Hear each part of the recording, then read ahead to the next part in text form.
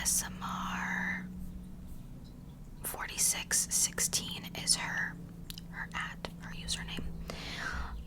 For Depression era gangsters, a video on that. I'm gonna do like little profiles on a few of them instead of just doing one of them, you know. So if there's any that you want like a longer video with more detail and, you know, more in-depth, let me know. It'll just take more effort and stuff to kind of put that together, so I'm just gonna go over a few of the big ones. And obviously that begins with the most well-known, which is Bonnie and Clyde. Bonnie's real name is Bonnie Elizabeth Parker, and then Clyde is Clyde Chestnut Barrow. Bonnie was born on October 1st, 1910 in Rowena, Texas. Clyde was born on March 24th, 1909 in Ellis County, Texas. And they both died on May 23rd, 1934 in Bienville Parish, Louisiana. Their crime spree began in 1932, targeting small-town grocery stores and gas stations across the South. Their notoriety grew due to their daring robberies and the discovery of photographs showing Bonnie wielding firearms, which fueled their legendary status. Despite the criminal activities, they were often romanticized in popular culture.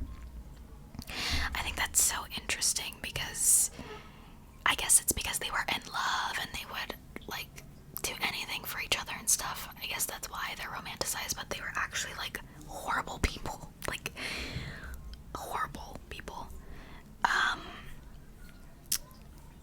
And then I'm gonna go over some of their notable crimes. Obviously bank and store robberies. Contrary to popular belief, Bonnie and Clyde did not primarily rob banks. Instead, they targeted small-town grocery stores and gas stations, preying on the working-class communities during the Great Depression.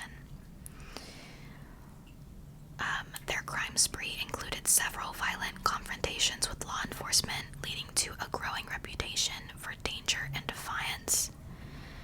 And their criminal activities culminated in a violent ambush in Bienville Parish, Louisiana on May 23rd, resulting in both of their deaths.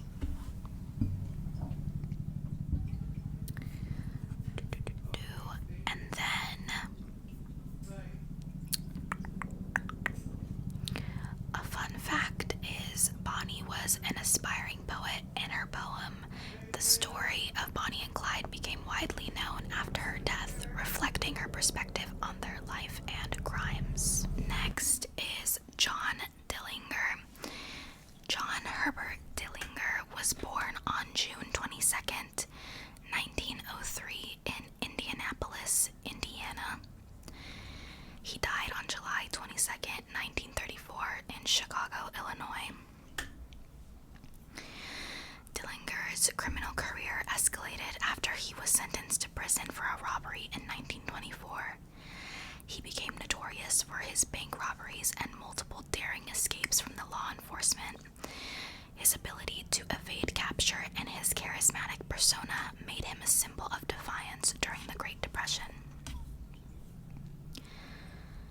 Dillinger was involved in the robbery of over a dozen banks across several states, employing daring tactics and gaining national attention.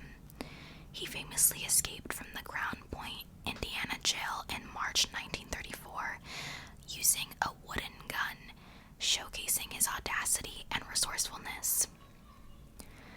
His criminal career ended when he was ambushed and killed by federal agents outside the Biograph Theater in Chicago on July 22nd, 1934.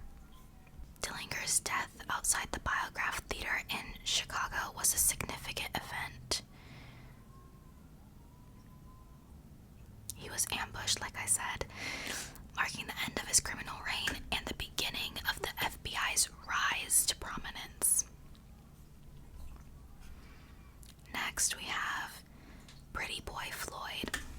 I like that one. Pretty Boy Floyd. His real name is Charles Arthur Floyd.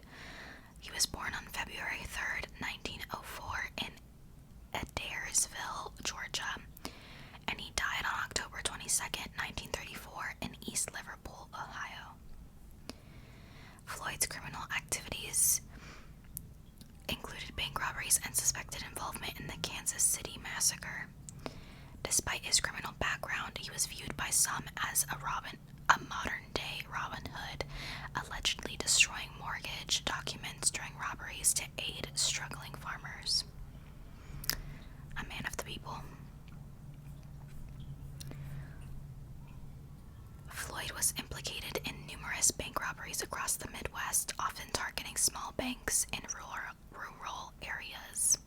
Floyd's reputation as a folk hero was cemented when singer Woody Guthrie wrote a song in his honor, highlighting his alleged acts of kindness during the Great Depression.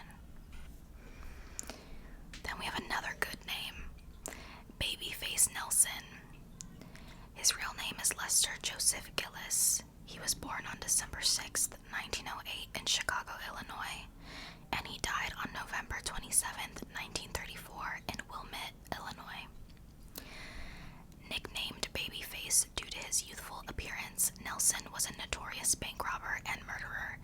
He was associated with John Dillinger's gang and was responsible for several violent crimes. His criminal activities led to his designation as public enemy number 1 by the FBI. Nelson was involved in several bank robberies, including the robbery of the First National Bank of Brainerd, Minnesota in October 1933, where he and his gang made off with $32,000. Murders of law enforcement officers. He was responsible for the death of multiple law enforcement officers, including FBI agent W. Carter Baum, during a raid at Little Bohemia Lodge in April 1934. Nelson's criminal activities culminated in a violent shootout near Barrington, Illinois, on November 27th, 1934, where he was critically wounded and later died from his injuries. His violent tendencies earned him a fearsome reputation among both law enforcement and fellow criminals, and he was involved in numerous shootouts, including the one that led to his eventual death with the confrontation with FBI agents. Mad Dog Coll, real name Vincent Coll, was born on December 24th, 1908, Christmas Eve, in New York City, New York. He died on February 8th, 1932, New York City, New York. He was a notorious mobster in the 1920s and early 1930s. His violent tendencies earned him a fearsome reputation in the New York underworld. Cole was involved in multiple murders, including the killing of Anthony Borello, a speakeasy owner, and Mary Smith, a dance hall hostess. These murders were allegedly committed because Borello refused to sell Schultz's bootleg alcohol. In 1929, Cole robbed a dairy in the Bronx of $17,000, leading to a confrontation with his former boss, Dutch Schultz. This act of defiance sparked a violent gang war between the two. Cole's actions led to a deadly feud with Schultz, culminating in the murder of Cole's older brother Peter in 1931. Thomas Big Tom Brown. Thomas Brown was born in 1888, Chicago, Illinois, and he died in 1946. He was known as Big Tom and was a corrupt police officer who played a significant role in aiding the Barker Karpis gang during their criminal activities.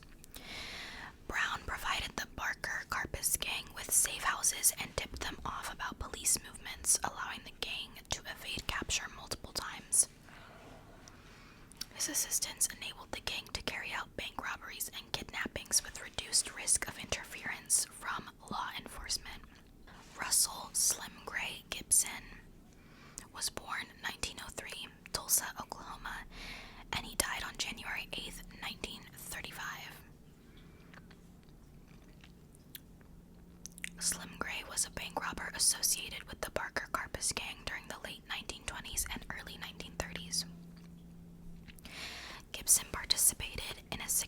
robbery in Oklahoma City, stealing $75,000 from a bank messenger.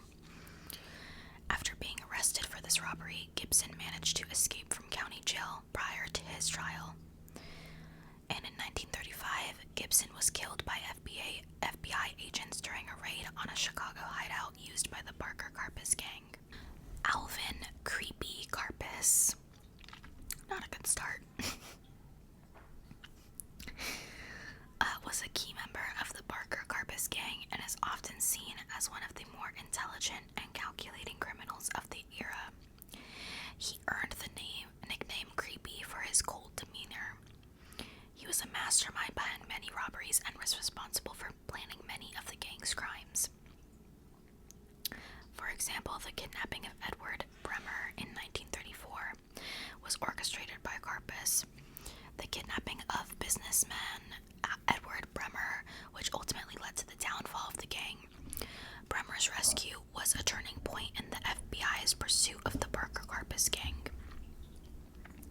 Karpis was involved in multiple bank robberies across the U.S., often using violent force to ensure a successful getaway.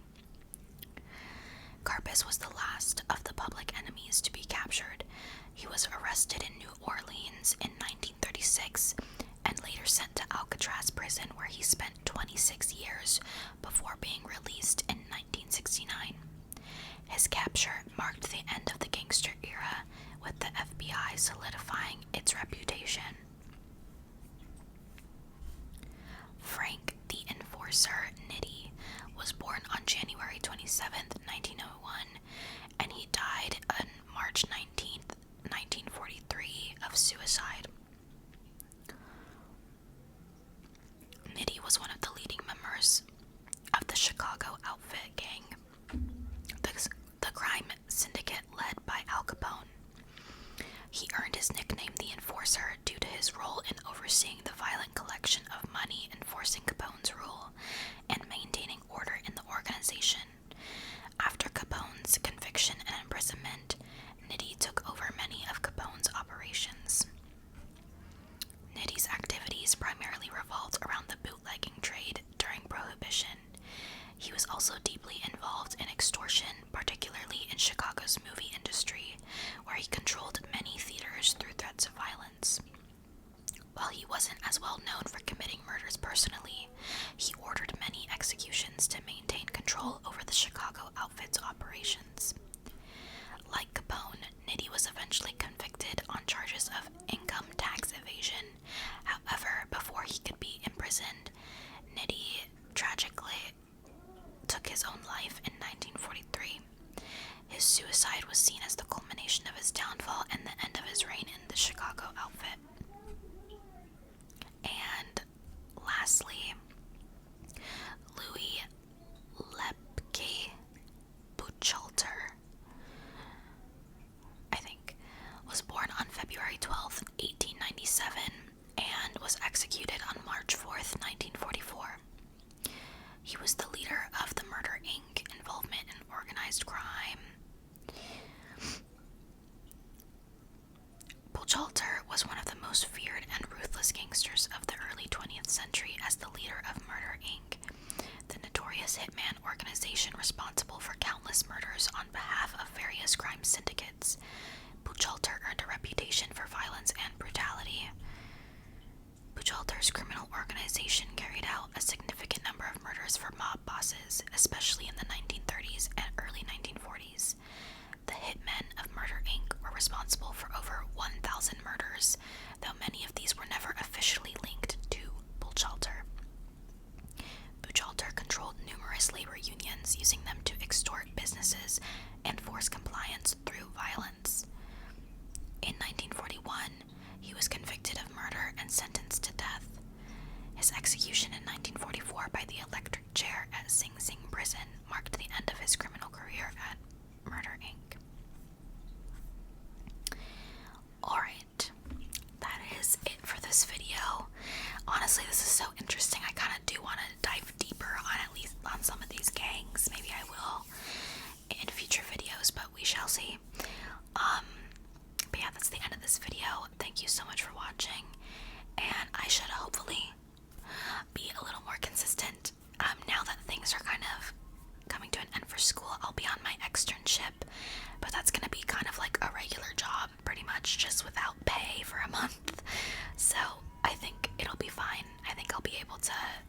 make videos again without having to worry about studying and all that so much. But yeah, thank you so much for watching, and I will see you in my next one. Bye.